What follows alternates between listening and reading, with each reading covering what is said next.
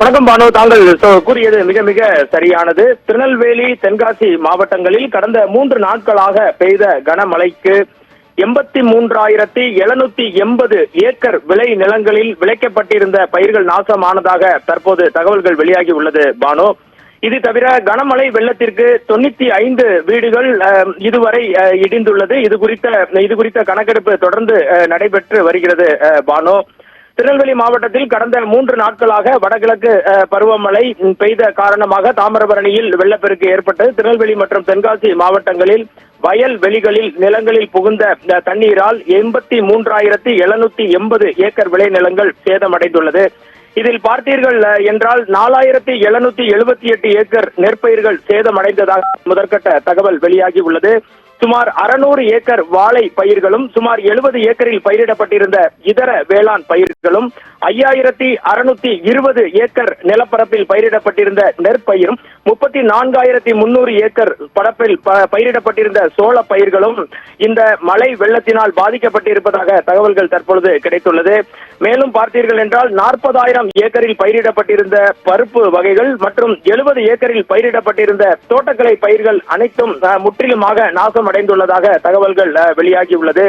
இது தவிர கால்நடைகள் பார்த்தீர்கள் என்றால் இதுவரை 3 கால்நடைகள் திருநெல்வேலி தென்காசி மாவட்டத்தில் உயிரிழந்துள்ளது. அவைகளுக்கு நிவாரண தொகையாக 77,500 ரூபாய் வழங்கப்பட்டுள்ளது.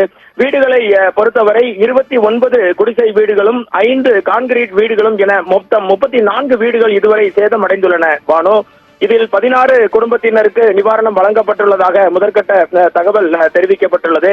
தென்காசி மாவட்டத்தை எடுத்துக்கொண்டால் நாம் ஏற்கனவே குறிப்பிட்டபடி நெல், வாழை மற்றும் பருப்பு வகைகள் என சுமார் 60,000 ஏக்கர் பரப்பரப்பில் வேளாண்மை பயிர்கள் பாதிக்கப்பட்டுள்ளன பானு. கனமழையால் தென்காசி மாவட்டத்தில் 3,800 கோழிகள் 2 மாடுகள் 1 ஆடு இறந்துள்ளதாக தகவல்கள் கிடைத்துள்ளது.